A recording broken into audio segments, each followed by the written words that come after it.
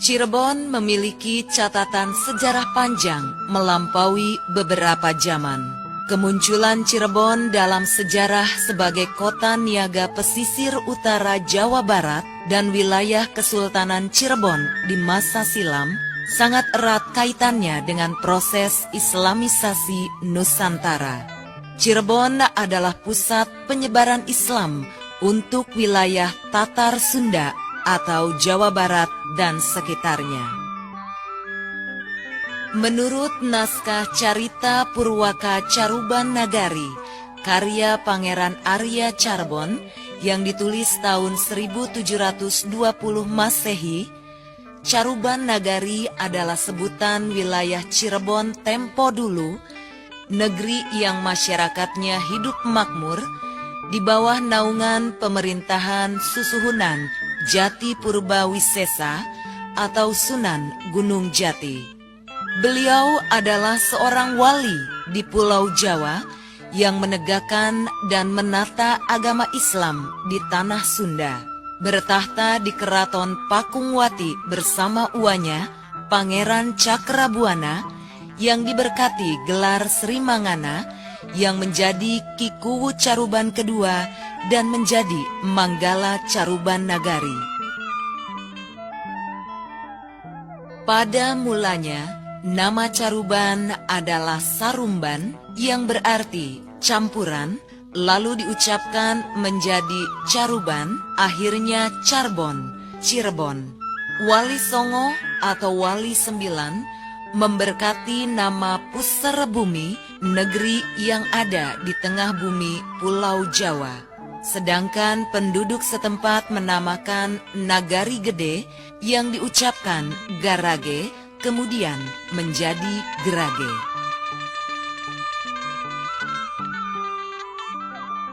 Sejarah kolonial Belanda mencatat Cirebon pada zaman Hindu tidak terkenal. Saat itu terdapat peninggalan batu bertulis atau prasasti di Kawali.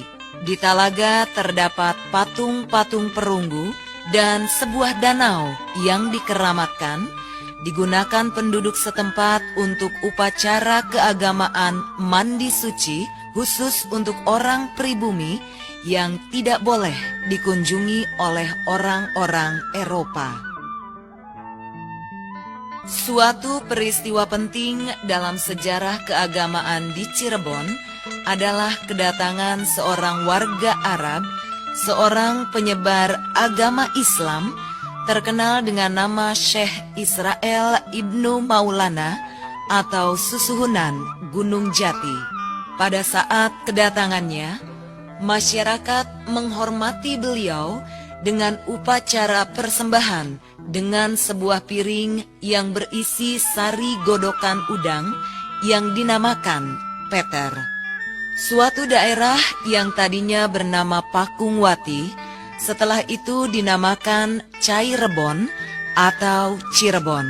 Orang-orang Portugis menulisnya Carabon dan di dalam dokumen VOC ditulis Seribon, Sirebon, Cirebon. Syekh Israel Ibnu Maulana atau Susuhunan Gunung Jati menetap di atas Gunung Jati, di mana terdapat pula makamnya yang dipakai sebagai gelar beliau, Susuhunan Gunung Jati. Komplek makam Sunan Gunung Jati merupakan sebuah amphitheater dengan susunan yang terdiri dari 5 teras atau lapangan dengan ketinggian total setinggi menara kota di Amsterdam. Daerah ini pada saat abad 17 masih lapang, tanpa dinding dan anak tangga. Pada lapangan kedua di sebelah kiri dan kanan, terdapat pesanggrahan untuk para sultan yang datang untuk berziarah. Dalam sumber-sumber tradisi Cirebon, baik Babad Cirebon maupun Carita Purwaka Caruban Nagari, diceritakan tentang kepergian Pangeran Walangsungsang Cakrabuana dengan adiknya Nyai Larasantang atas saran gurunya Syekh Datuk Kahfi untuk menunaikan rukun Islam yang kelima, melaksanakan ibadah haji ke Baitullah di kota Mekah. Di sana, Nyai Larasantang dinikahi oleh Sarif Abdullah dari negeri Mesir, dianugerahi gelar Sarifah Muddaim, kemudian melahirkan seorang putra bernama Sarif Hidayatullah pada tahun 1448 Masehi. Setelah berusia dewasa, Syarif Hidayatullah pergi ke Pulau Jawa menyusul uanya, yaitu Pangeran Cakrabuana yang telah menjadi Tumenggung Cirebon. Sekitar tahun 1470 Masehi, Syarif Hidayatullah datang di Cirebon dan menikah dengan putri uanya yang bernama Nyai Mas Pakungwati. Selanjutnya pada tahun 1479, Syarif Hidayatullah diangkat menjadi Tumenggung Cirebon, menggantikan Tumenggung Cakrabuana, sekaligus menggantikan kedudukan Syekh Datu Kahfi yang telah wafat. Pada 2 Dasi Sukla Paksa Cetra Masa, Sahasra Patang Atus Papat Ikang Sakakala, bertepatan dengan hari Kamis, tanggal 12 Safar 887 Hijriah atau 2 April 1482 Masehi, Tumenggung Cakrabuana menobatkan Syekh Syarif Hidayatullah sebagai Raja Islam pertama Cirebon yang merdeka dari Kerajaan Sunda Pakuan Pajajaran. Atas dukungan Kamastu Kangsangan atau Wali Songo yang dipimpin oleh Sunan Ampel Denta, melantik Syekh Syarif Hidayatullah sebagai Sunan Carbon Sinarat Sunda.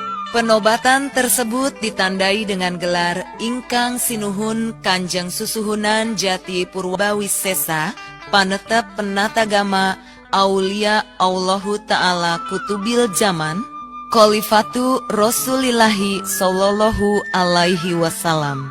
Dengan gelar tersebut, Syekh Syarif Hidayatullah atau Sunan Gunung Jati memiliki otoritas penuh sebagai pemimpin negara dan pemimpin agama di wilayah Tatar Sunda. Sejak saat itu, Sunan Gunung Jati menghentikan bulu bekti uyah kalawan terasi atau pengiriman pajak garam dan terasi dari Cirebon yang biasanya dibaktikan kepada Raja Pakuan Pajajaran. Untuk mengenang peristiwa tersebut, setiap tanggal 2 April diperingati sebagai Hari Jadi Kabupaten Cirebon, dikukuhkan dengan terbitnya Perda nomor 11 tahun 1989 tentang Hari Jadi Kabupaten Cirebon.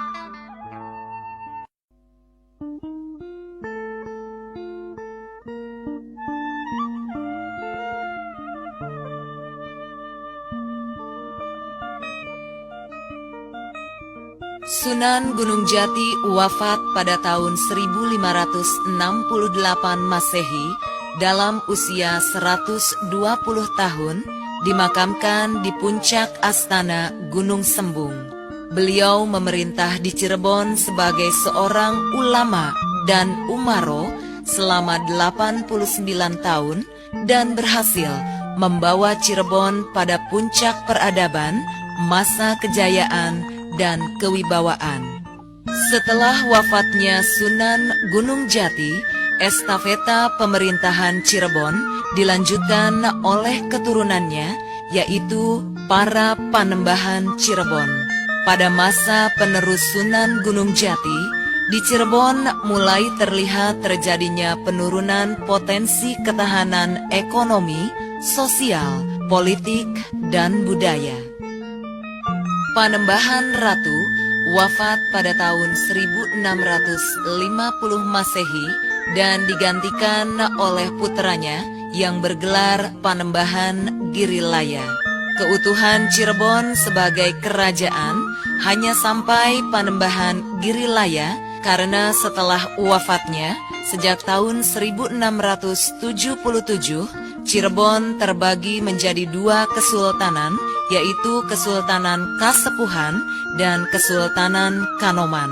Pangeran Samsudin Martawijaya atau Sultan Sepuh I beserta keturunannya bertahta di Keraton Kasepuhan, sedangkan adiknya yang bernama Pangeran Badridin Kartawijaya atau Sultan Anom I beserta keturunannya secara tradisi bertahta di Keraton Kanoman.